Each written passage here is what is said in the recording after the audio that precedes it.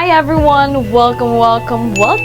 It's me again, Dawn, and for today's video, guys, I'm going to share to you the best and the worst sunscreen I've ever tried for my oily and acne-prone skin. So, if you want to know, then please keep on watching.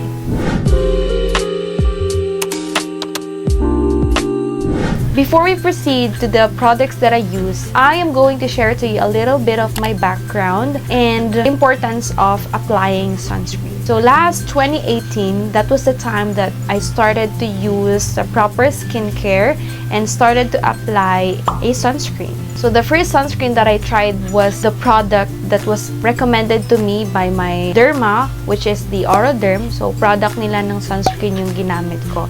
But hindi ko siya isasali sa review kasi the products I'm going to share to you can be bought lang sa drugstore, just like sa Watsons and grocery stores or wherever here in the Philippines. Actually, before, I didn't really take this seriously when it comes to applying sunscreen. Kasi noon, yung estudyante pa ako, di naman ako nakaka-afford talaga ng medyo mahal na product. Kasi sa akin before, pag nakabili lang ako ng isang product na worth 300 to 500, sobrang mahal na siya for me. Kaya nag-start akong mag-apply talaga ng mga product kasi nakaka-afford na ako. That was the time when I started working. Why is it important to apply sunscreen? Because sunscreen is best for anti-aging, anti-acne, or pimple, and it helps to prevent any discoloration on your skin, just like melasma. And just so you know, melasma is really hard to remove on your skin. Hindi siya basta-basta matatanggal ng kahit anong cream lang or any skincare because usually pag ang melasma, natatanggal yan siya, kailangan ng laser. That is why as early as now, it's really important to apply sunscreen. There are two types of sunscreen that I use. The first one is the tinted and the second one is the non-tinted. The first tinted sunscreen that I used was BELO. I actually don't have any product na ngayon, but I'm going to put the picture on the screen. This product costs 452 pesos for 50 ml and the 10 ml costs 172 pesos. This sunscreen is SPF 50 and PA+++++. It's also broad spectrum and UVA and UVB protection. So what's nice about this one is it has Tone Adapt technology. It means the product will adapt your skin color. That is why this tinted sunscreen doesn't have any shades kasi mapamorena ka man or sobrang puti ng skin mo, the product itself will adapt to the skin tone that you have. Since it is tinted, yes, it has its own coverage, pero don't expect na makakover talaga lahat ng blemishes mo because it has a medium coverage lang po. It can actually even out your skin complexion, but don't expect that it can cover your blemishes, your acne, your scars. Kasi based on my experience, it can conceal your blemishes. The time when I used this one, I think that was 2019. That was the time na hindi pa talaga ako take ng medication ko sa isotretinoin. So that was the time as well that I had a breakout, as in sobrang breakout talaga sis, na ginabitan ko nun kasi gusto kong at least man lang makonceal yung mga blemishes ko. But unfortunately, it triggered my acne, it triggered my skin, na mula-mula siya. That is why I decided to stop it. And yung nabili ko pa talaga is yung 50 ml. And it cost 452 pesos. Sobrang mahal and hindi ko man lang talaga siya nagamit. So, binigay ko na lang siya sa mama ko. That is why, based on my experience lang, I don't really recommend this product to those who have same skin type that I have, which is oily and acne-prone skin. But it still depends kasi may iba na young, but based on my experience, hindi. Hindi na ako bumili nun.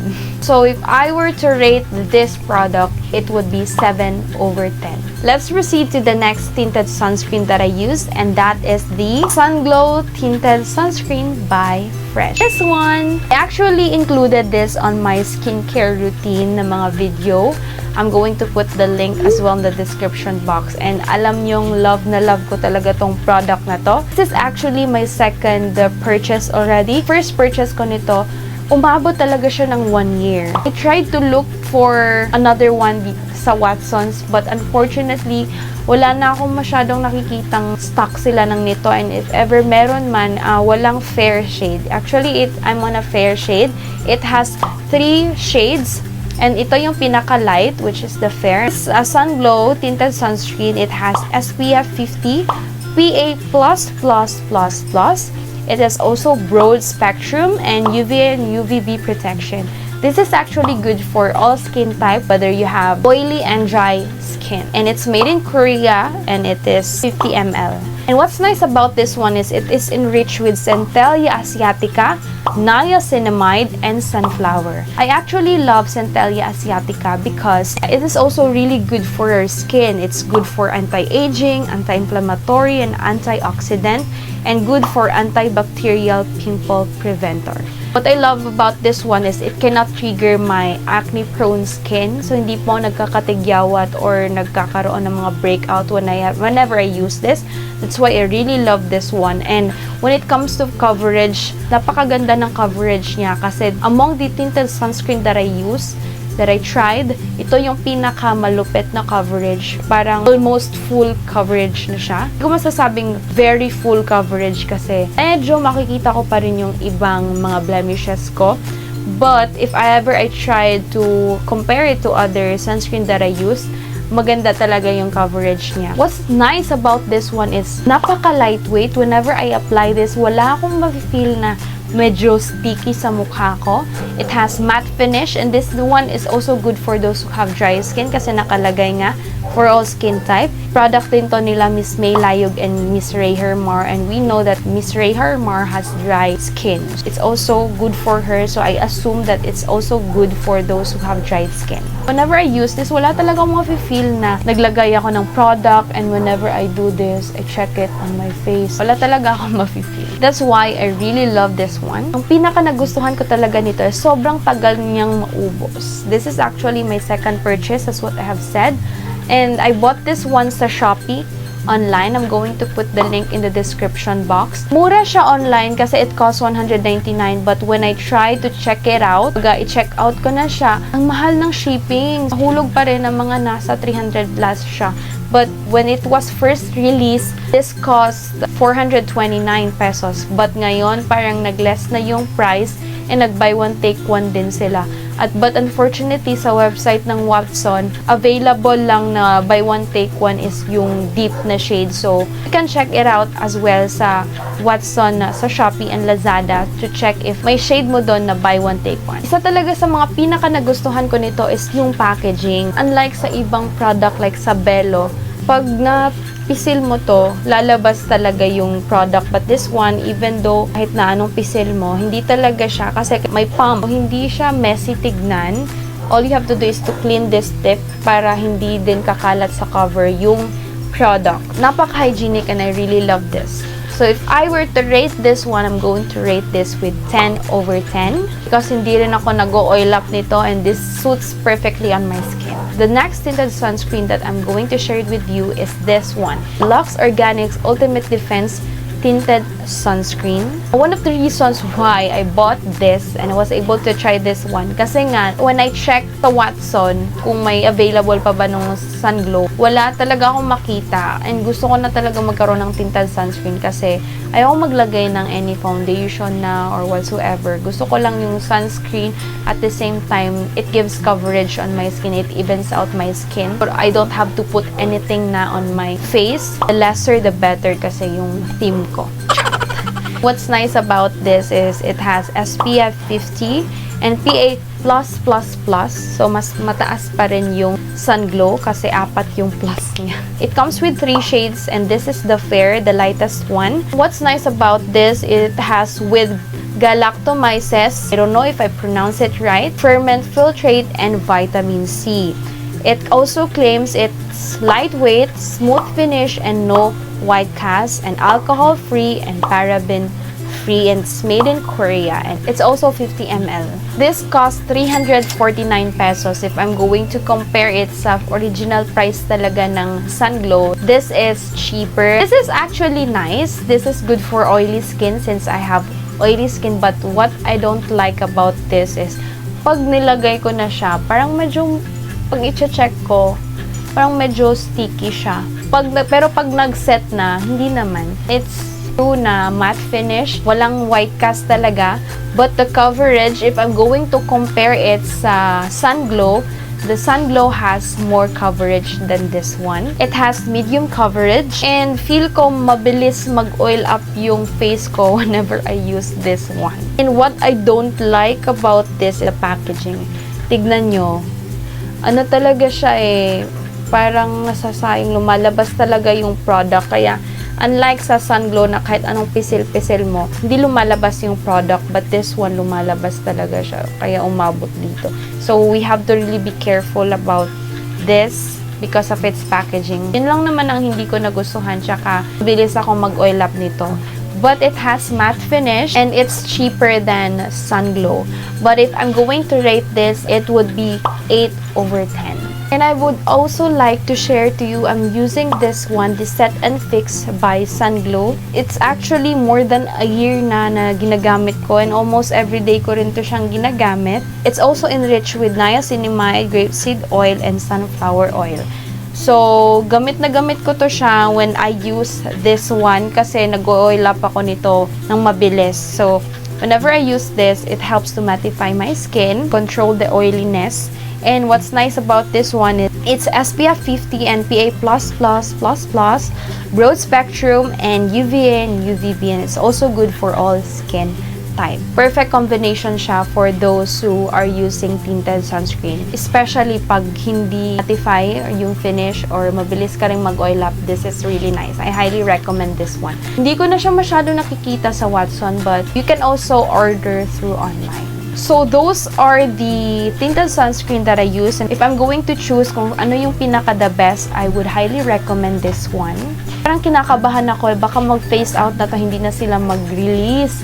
Parang pinapaubos na lang nila yung product nila. But I hope na they will still produce this one sa market kasi ito talaga yung gamit na gamit ko na sunscreen. Since we're done already with tinted, we're going to proceed to those sunscreens that are not tinted. The first non-tinted sunscreen that I use is this one. This is the 98% Tomato Glass Skin by Fresh Skin Lab. I actually decided to buy this one before kasi wala akong makita yung sa Luxe ORGANIX na non-tinted sunscreen, which is I'm going to share it with you later on. It has SPF 50, PA++++,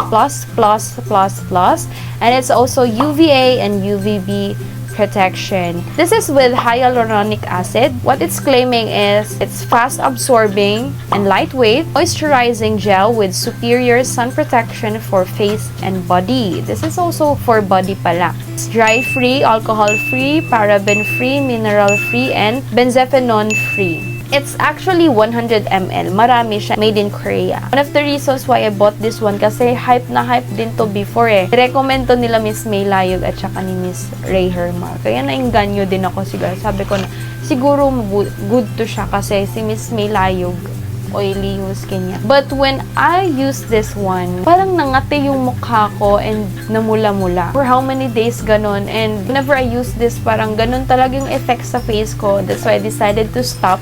And ang gumamit is yung mama ko. Tapos nung si mama na yung gumamit, same effect pa rin. Parang nangate din siya and namula yung face niya. Kaya yung kapatid ko gumamit. And okay naman sa skin niya. Yung kapatid ko kasi has dry skin. So, siguro this is really good for those who have dry skin. This costs 349 pesos. Actually, marami na kasi 100 ml Usually kasi pag mga nasa 300, nasa mga 50 ml lang talaga. But this one is cheaper than the other sunscreen. But ayun nga, hindi lang siya hiyang sa skin ko. If I were to rate this is 7/10. The next product that I'm going to share to you is this one, the Luxe ORGANIX Aqua Daily Sunscreen.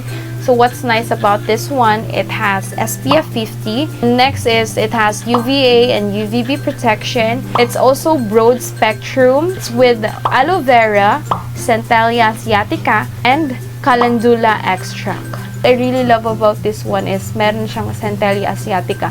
Na-observe ko talaga na pag ang product may Centella asiatica, hindi talaga ako nagbe-breakout, hindi nangangate yung mukha ko. This one, parang nibago pa yung skin ko, mga 3 days para medyo makate siya. Pero after a week, nawala na.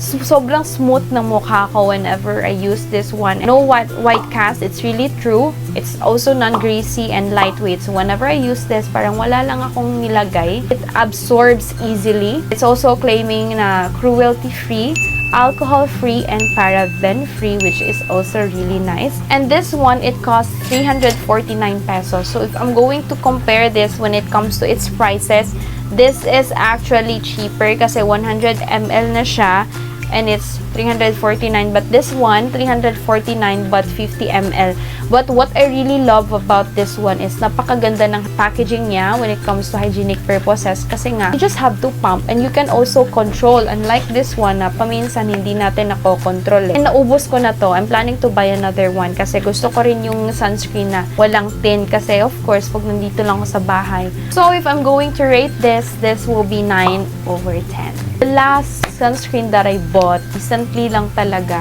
na sobrang palpak na hindi ko alam bakit binili ko. Basta curious lang talaga ako na binili ko. Kita ko sa isang vlogger, re-recommend niya talaga yun. Pero hindi ko naman talaga inisip na iba kasi kami ng skin type. Sa kanya, dry, and ako, napaka-oily. So, diba, lesson learned, it's really important na before ka makinig sa person na yan, sa mga recommendation niya, alam mo kung anong skin type niya. Kasi, it might work for her but not work for you. So, the product that I'm going to share to you is the Sun Protect and White by NIVEA. Wala na akong bottle nun kasi binenta ko kaagad siya. Wala pang 1 week. When I use it, parang sobrang kate, sobrang pula. And natawa ko sa sarili ko kasi later ko na siya na-realize. Karoon pala talaga ako kasi nagtaka ako, sobra talagang daming pimples. Nagkaganon yung skin ko kasi nga sa product na yun, sa sunscreen. Kaya nung na-discover ko na nag-breakout, na-irritate yung skin ko, inenta ko kaagad siya, pinost ko sa FB. Thankfully naman, ay may bumili. So, the Sun Protect and White by NIVEA, it's also SPF 50 and it's PA++.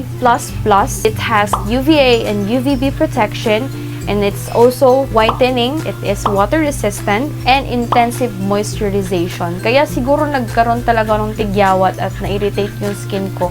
Kasi nga, it's really good for those who have dry skin kasi may moisturization effect siya. Trinay ko siya na yun yung ginamit ko sa mukha ko. The whole day, sobrang oil up ng skin ko. I have oily skin, tapos yung product pa na ginamit ko is intensive moisturization. Ayun, nagkaroon talaga ng mantika yung mukha ko. I'm going to rate it. It would be 5/10. It's like the worst sunscreen I've ever tried. And I will not try it again. Kasi nga hindi ako ihang. But I highly recommend it for those who have dry skin. So if I'm going to recommend the non-tinted sunscreen, that would be this one. This is from Luxe ORGANIX Aqua Daily Sunscreen. This is actually was recommended by Miss Anklutz. Miss Anklutz has also oily and acne-prone skin just like mine. Kaya humiyang din yung skin ko. That's it for today's video, guys. I hope that you have learned something from it. If you have questions, suggestions, and clarifications, don't be hesitant to comment it below and I'm going to read and answer all of those. Please don't forget to subscribe and hit the notification bell beside it so that you will be notified on my next videos just like this one. Always remember, you are beautiful in your own special way. Bye! See you guys on my next one.